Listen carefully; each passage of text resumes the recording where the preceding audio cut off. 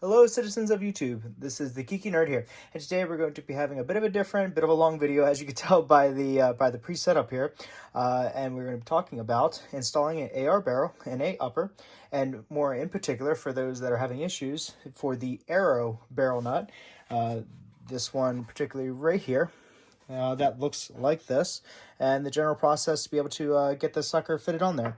But before I begin, I'd like to send you a big thank you out to everyone who has liked, commented, and subscribed on the previous videos. I always appreciate it and always enjoy talking to you guys. But if you're new here to the channel, welcome. And if you enjoy this video, enjoy this type of content, please consider liking, commenting, and or subscribing.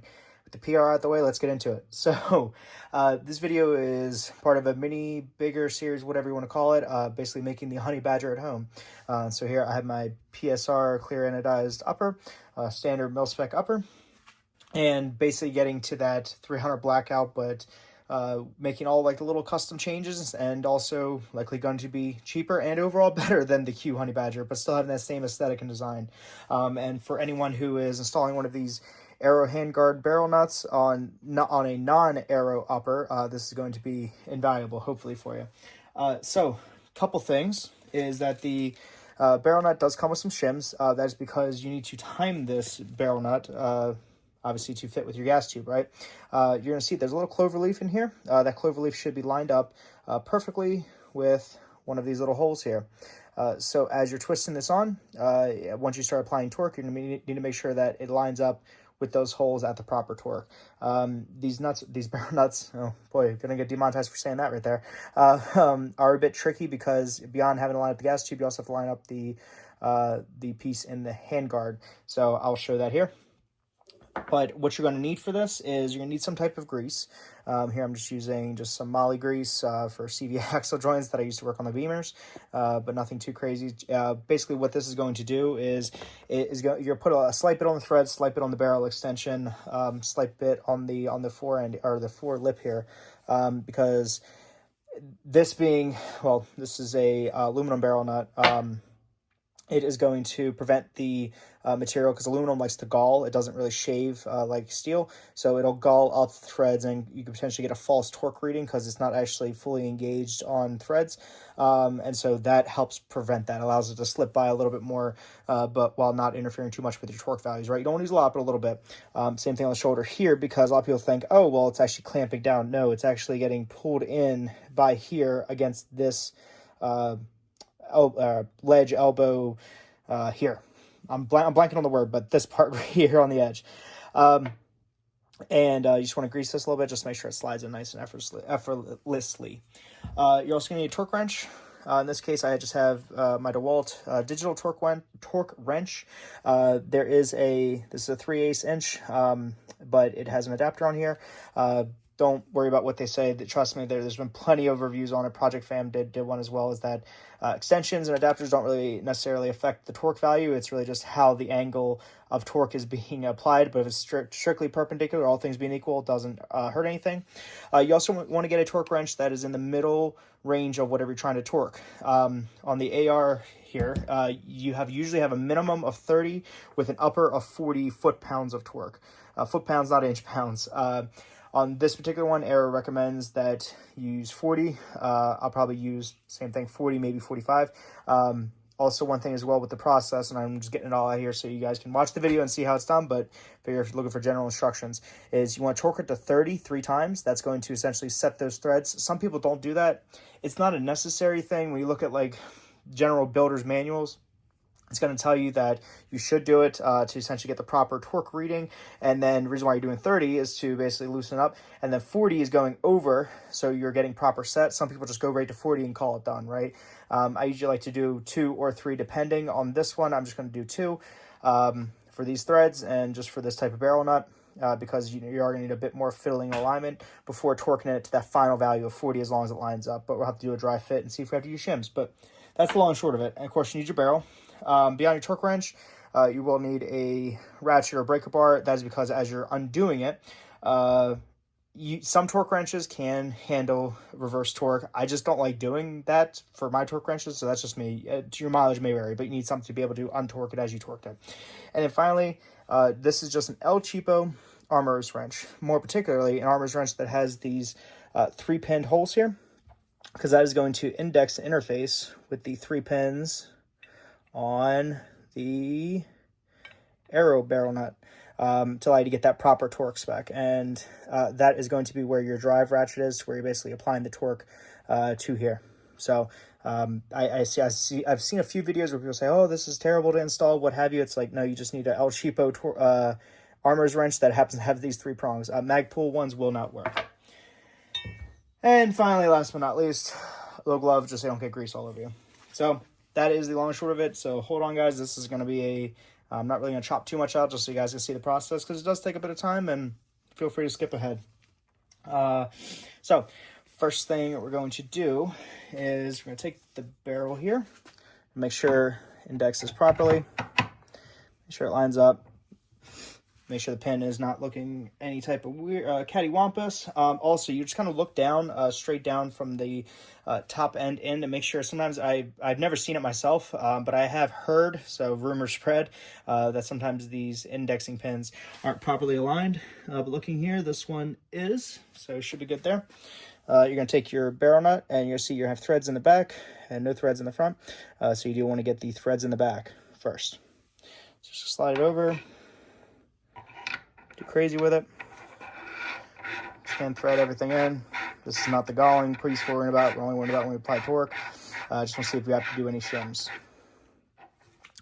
So as we butt it up, you also want to make sure you're not getting the armor's block. This little El Cheapo armor's block from Amazon. It's like $30 that holds an upper. Just make sure that we're not going against the face here, which we are not, so we're good there. And I'm just going to give it like a little bit of squeeze. Nothing too crazy. And we can see, so it's, well, obviously you guys can't see, but essentially I am, well, this should be on the side here. So I'm going to add a shim to try to, I guess just say I could either advance it. I could just see what the torque value is going to be, but I could say from how much that's going to have to be torqued, that'd be a little bit too much. So just going to undo it here.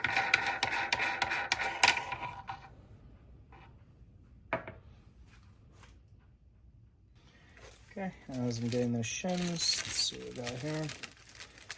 Shims are very small and very thin and somewhat very fragile, so make sure you don't cut yourself on them.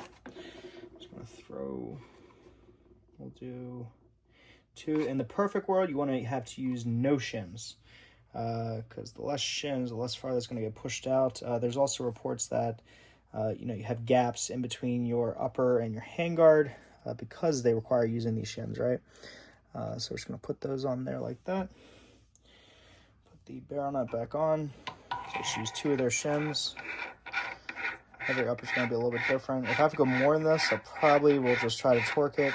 Again, going 40 is their recommended, but you have all the way up until 80. The reason I'm saying 40 is because aluminum barrel nuts don't handle stress as well. So that's... bring it out just ever so slightly. So you see it was up top, now it's right about there. So I'm going to make the executive decision. If I have to back this out any farther, I'm going to get too many shims. I'll probably have to put 2, 3 more. So I'm just going to go without and full send as long as I don't go over the torque value, right? So as I just dropped the barrel nut.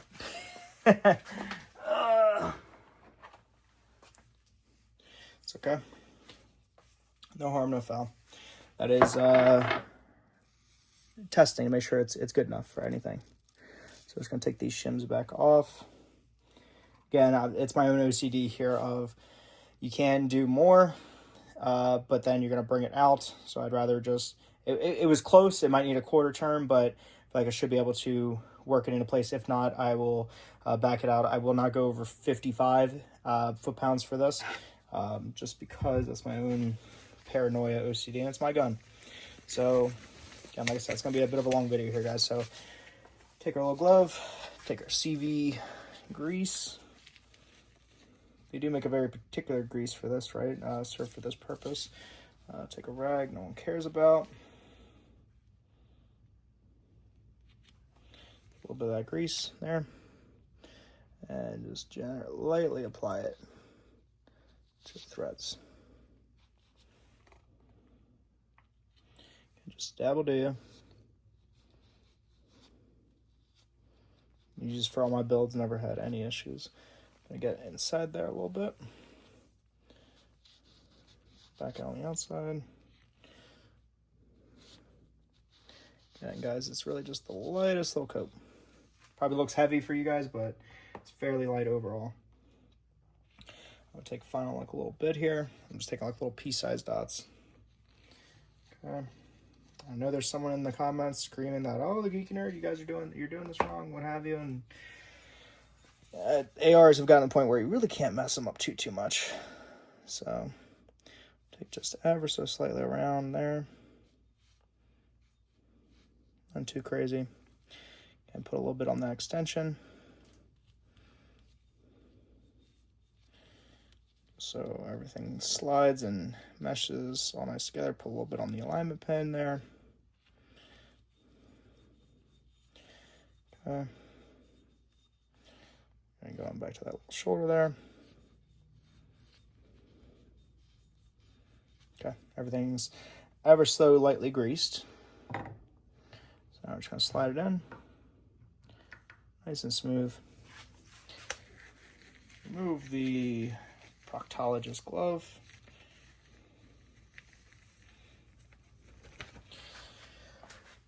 Okay. Put your finger off. Now we're going to take the barrel nut. Again, threads to the rear. Over here, line it up, and thread it on. Take your impact gun, run it down. No, I'm just joking. Don't do that.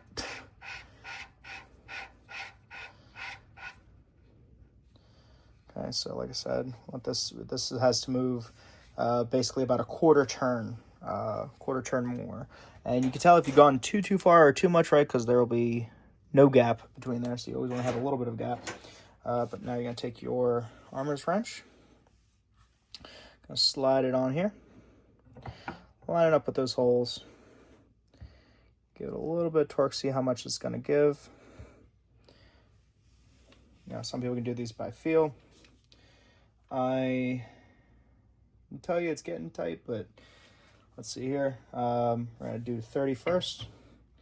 See, and we'll know real quick if we go over that 30 how much. So make sure it's nice and seated. Take your hand off.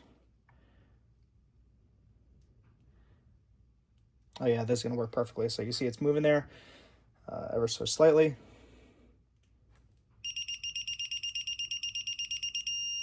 So it means we hit our 30. Okay, now we're going to take this out.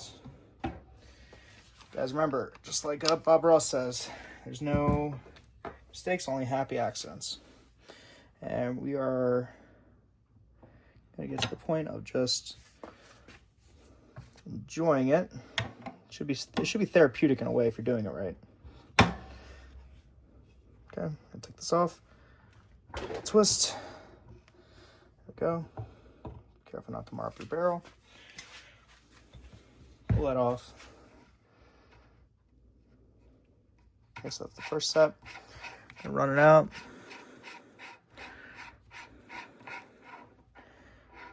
And now we're going to run it back. Actually, we're going to run it out a bit again. Make sure we have that proper alignment, everything going together equally. Yep, looks like everything's going nicely.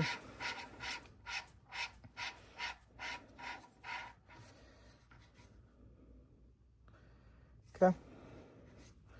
See, it's retimed up, so that's good. It means that the point hasn't shifted, nothing's really getting too loose in there. I'm going to go to 30 again. Push the torque wrench in. Okay. And then we start rotating. You move all hands from it as you're torquing. Let you know it's done. Okay, take it back out. Nice and easy.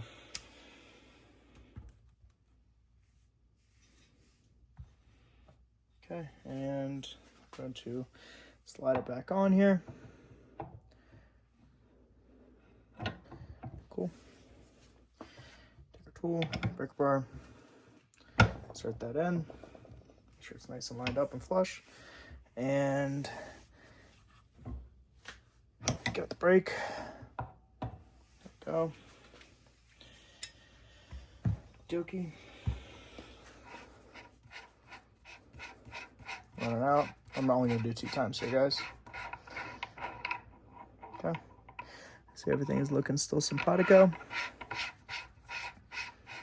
And threads aren't galling up. You can feel they're just still nice and going through. It does feel a bit different though, because it feels like it's had like those certain mating surfaces kind of worn down. So now we're going to take our torque wrench here, and we're going to increase it up to, actually I'm gonna go a little bit more. I know they say 40, but I'm gonna go 45 because I feel like it's gonna need a little bit of extra torque to go through.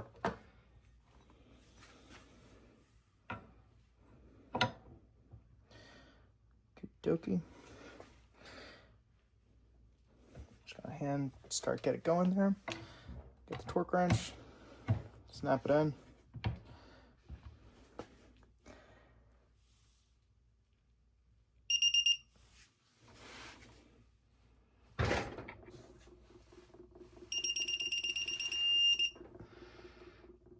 Sorry about that, guys. The camera decided it wanted to die. Okay, so as I said, right, we're torque it to 45, which we did. So we got everything generally lined up.